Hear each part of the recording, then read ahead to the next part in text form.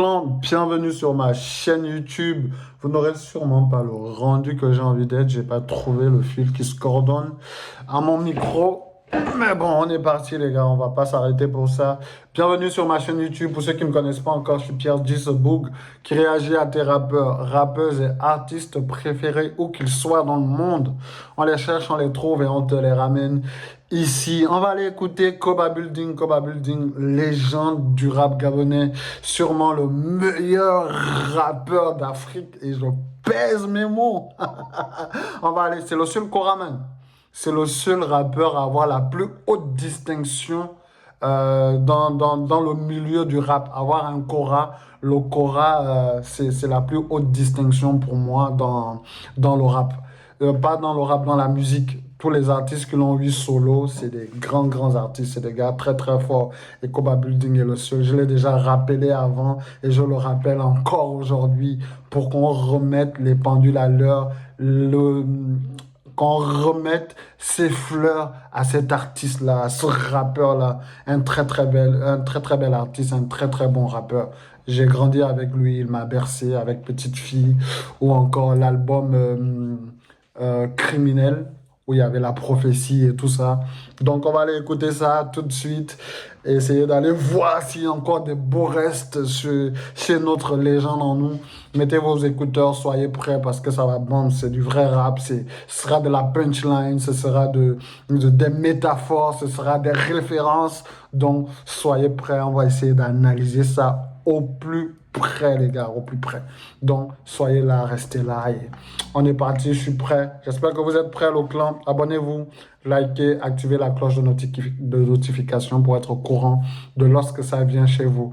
En commentaire, si vous voulez qu'on réagisse sur certains clips, certains sons gabonais, mettez-les dans les commentaires ici. On va essayer de revenir sur le plus de sons possible les gars. Allez, c'est parti pour The Cry de Koba Building. Soyez prêts. Let's go.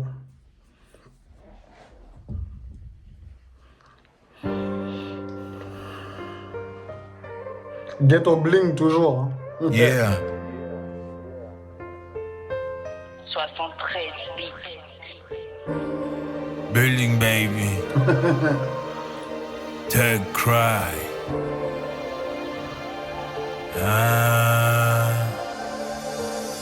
Au volant de ma vie, j'ai pas pris le train en marche. On cultivait de la verte et crois-moi, c'était pas de la mâche. Puis... Au volant de ma vie, je n'ai pas pris le train en marche. On cultivait de la verte, mais ce n'était pas de la mâche. Petit Flix, petit... je vous ai dit ça allait être métaphorique, ça allait être fort. Au volant de ma vie, j'ai pas pris le train en marche. Qu'est-ce que ça veut dire? Ça veut dire en quelque sorte que... Déjà, on sait que le train n'a pas de volant. Déjà, pour aller sur cette métaphore-là, le train n'a pas de volant. Donc, si tu prends le train en marche ou si tu prends le train, tu n'es pas forcément maître de ta destination. Tu n'es pas celui qui conduit ta destination, ta destinée.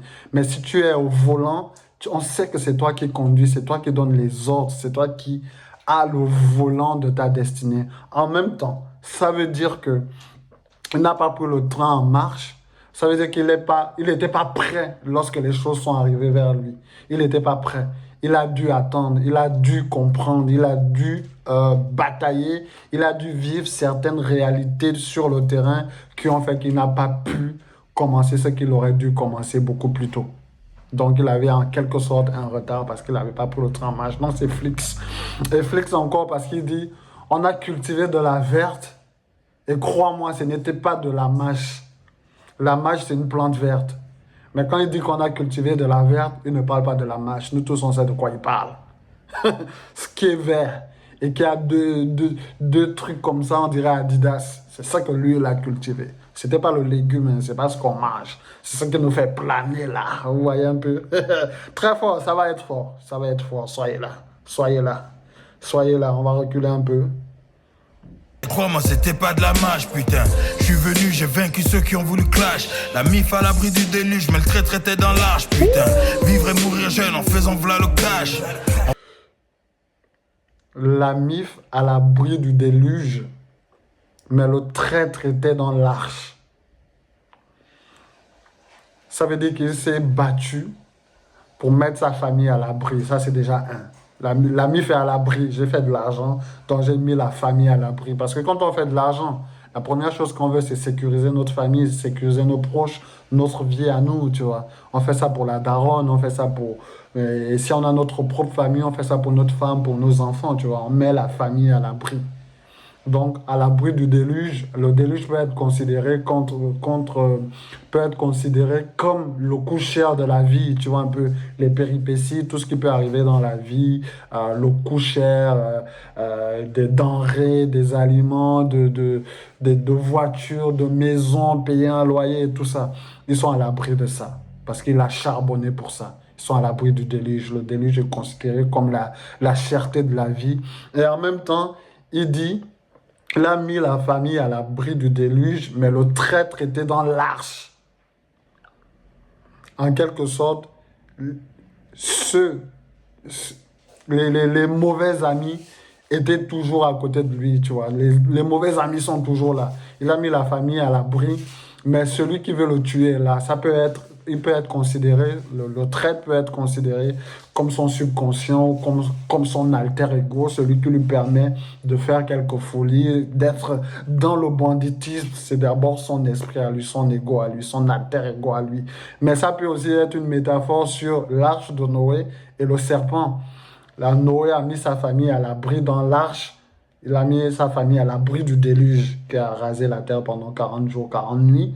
Mais dans ce même arche-là, on a fait rentrer un couple de serpents quand même, alors qu'on sait que le serpent était l'ennemi même de l'homme qui lui a fait manger la pomme, qui a fait manger la pomme à la femme et à l'homme ensuite. Donc l'ennemi est toujours là. Malgré qu'on réussit, on ne sait jamais où se cache l'ennemi. Souvent, celui qui nous veut du mal est plus proche de nous qu'on ne le pense, tu vois. Et celui qui arrive réellement à te faire du mal, c'est celui qui sort de ton propre sexe. Ça va être difficilement celui qui t'affronte de face, c'est celui qui est dans ton dos, qui donne l'air qu'il te soutient, mais il ne te soutient pas du tout, tu vois. La vie, hein. On va vous apprendre. Allez, on va repartir au volant de ma vie. Au volant de ma vie, j'ai pas pris le train en marche. On cultivait de la verte et crois-moi, c'était pas de la mâche, putain. Je suis venu, j'ai vaincu ceux qui ont voulu clash. La MIF à l'abri du déluge, mais le traître était dans l'arche, putain. Vivre et mourir jeune en faisant v'là le cash. On frappe le frère quand il est faux, quand il est lâche. En cas de nix. On frappe le frère quand il est faux, quand il le lâche. Ça donne une petite apparence. Hein. On bat le fer pendant qu'il est chaud. Let's go, let's go, let's go. Je vois en cas de Nix, on affronte la police en face. Mais si la daronne débarque, nous on se cache, mon respect se mérite. Je ne rappe pas, je milite. J'ai mis ma Yves dans ma zig, mes textes méditent. Je ne rappe pas, je milite. Qui peut prétendre faire du rap sans prendre position? C'est ça que Kerry James disait. Dès qu'un rappeur se met à rapper, il doit dénoncer. Le rap, pour moi, c'est comme un pouvoir. C'est un pouvoir. C'est le pouvoir de l'expression. Et l'expression est un pouvoir à partir du moment où on ne peut pas la saisir. Donc, je ne rappe pas, je ne fais pas du rap, je milite. Ça veut dire qu'il a une prise de position dans tout ce qui peut se passer, que ce soit politique, que ce soit social. Il faut que sa voix porte pour dénoncer quelque chose. Et quand elle ne dénonce pas, elle parle de sa vie. Quand elle ne parle pas de sa vie, sa vie, c'est tout ce qu'il y a autour. C'est les femmes, c'est l'argent, c'est la vie de thug, tu vois un peu. Là, on est dans un texte plutôt introspectif et un texte très, très, très réaliste parce qu'il est en train de parler en même temps de sa vie, de ce qu'il pense, de donner son opinion sur certaines choses, mais sur ce qui s'est passé aussi dans sa vie. Donc, le thug est en train de pleurer. Et le thug ne pleure pas avec les larmes. Le thug pleure en mettant les mots sur sa douleur. Et là, il est en train de mettre des mots sur sa douleur. J'ai mis ma Yves dans ma zig, mes textes méditent.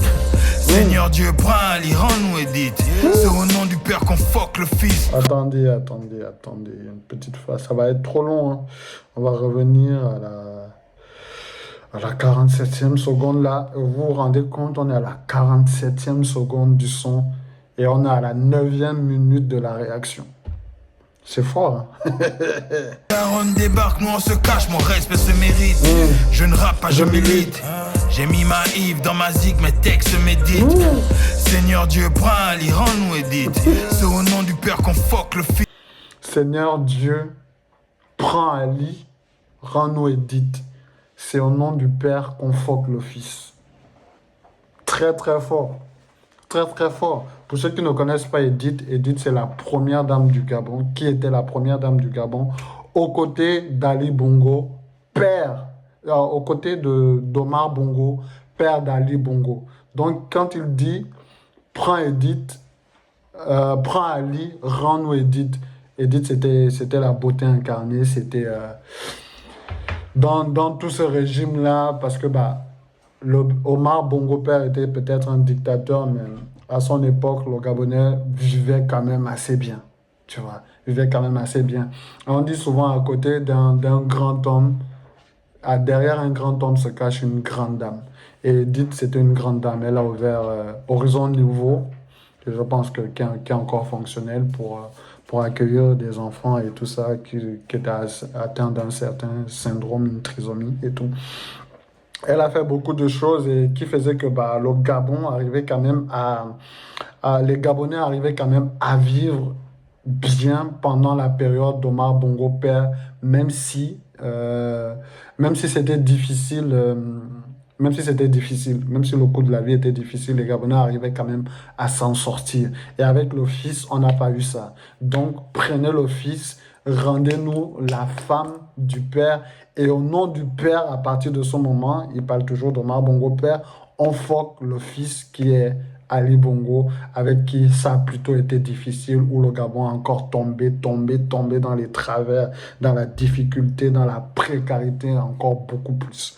Donc, très très grosse punchline. Comme il dit, il ne fait pas du rap, il milite. Le Fils, les temps sont durs, les hommes forts créent des mythes. Pendant que les putains critiquent l'histoire de ma vie au box-office, tu comprends que les femmes fortes façonnent l'élite. Et si je meurs, t'inquiète pas, c'est que c'est mon heure. C'est pas ma musique qui parle, c'est mon cœur. L'Afrique libre, c'est pas un leurre. T'es pas d'accord, je te baisse fort, c'est pas des lol. Mon taux de mélanine, la vision qui m'anime. Je suis controversé comme le voile de Mélanie. Le retour de... Je suis controversé comme le voile de Mélanie. Est-ce que vous écoutez? Je vous ai dit, ça va parler. Ça va rapper là. Je suis controversé comme le voile de Mélanie. Le voile, on sait qu'en France, c'est un sujet qui est toujours d'actualité, qui est toujours dans la bouche des politiciens, tu vois un peu. Et Mélanie, c'est qui? Mélanie, c'est Diams. C'est le nom de Mélanie.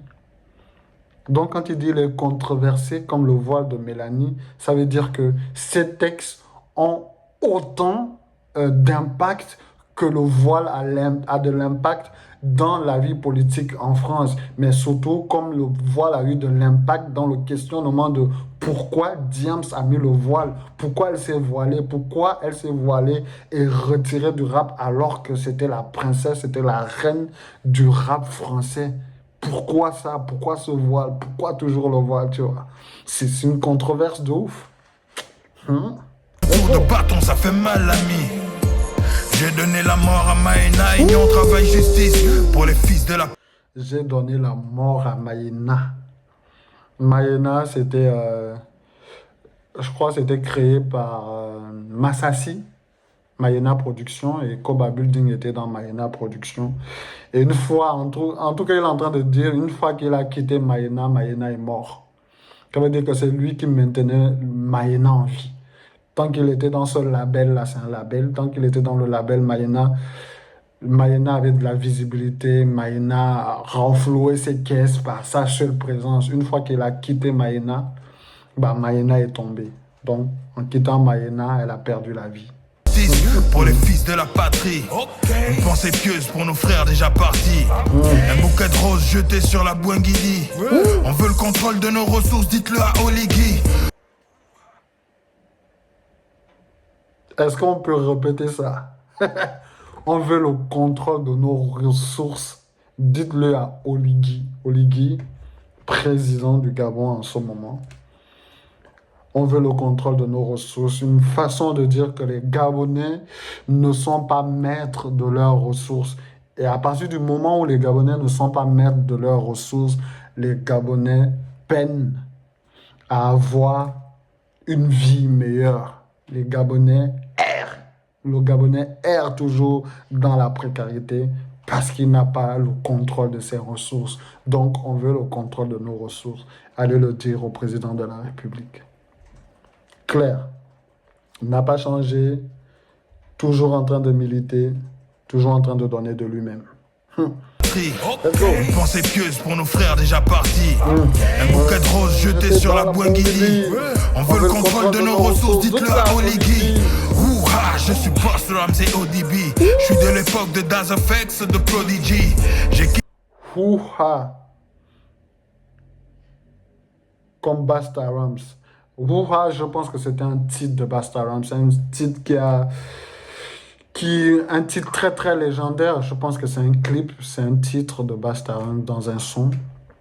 Et je suis de l'époque de Daz FX et de Prodigy. Prodigy, très très très gros rappeur aussi, grosse légende.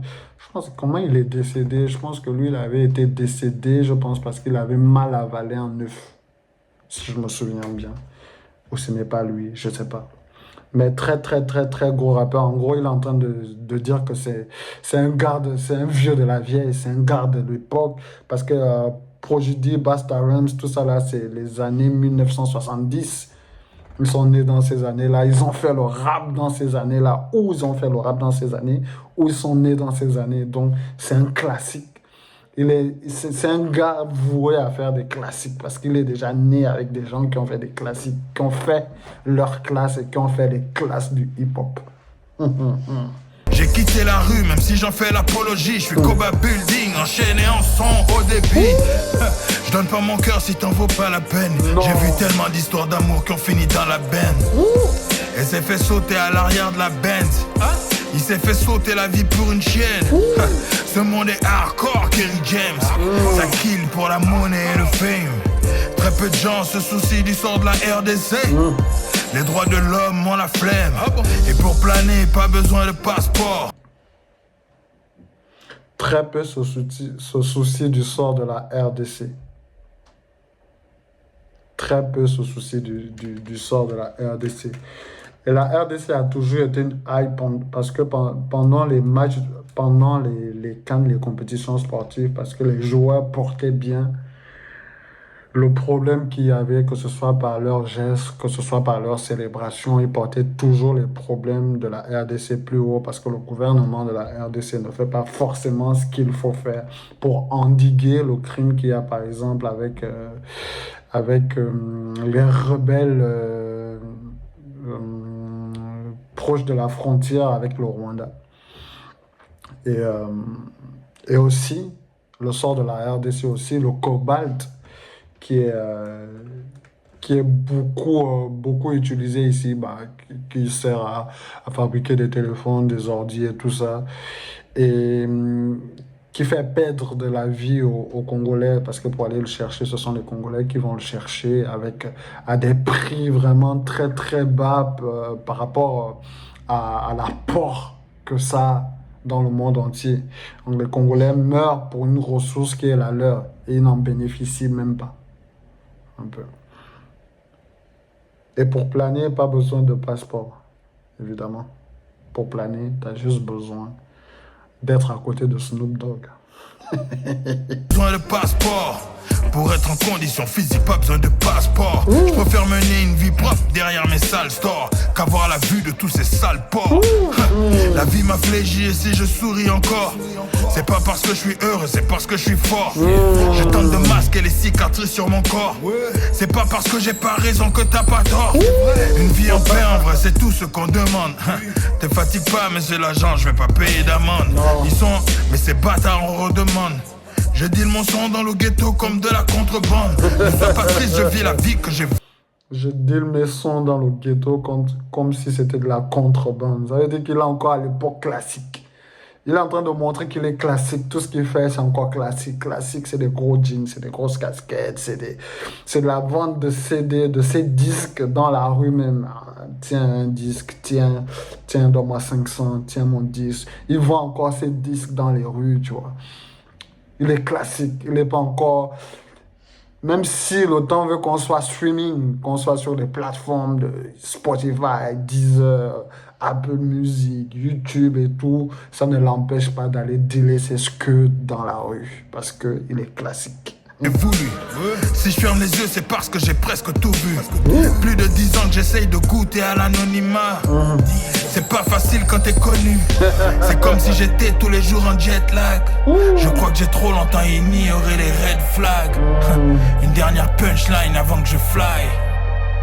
Thug cry. Seul dans ma chambre avant de fermer les yeux. C'est au Seigneur que mon cœur parle. Je suis parti rejoindre papa dans les cieux. Prie pour moi, bébé, ne pleure pas. Seul dans ma chambre avant de fermer les yeux, c'est au Seigneur que mon cœur parle. Je suis parti rejoindre papa dans les cieux. Prie pour moi, bébé, ne pleure pas. Seul dans ma chambre avant de fermer les yeux, c'est au Seigneur que mon cœur parle. Je suis parti rejoindre papa dans les cieux. Prie pour moi, bébé, ne pleure pas. Don't cry. C'est pas ma musique qui parle, c'est mon cœur.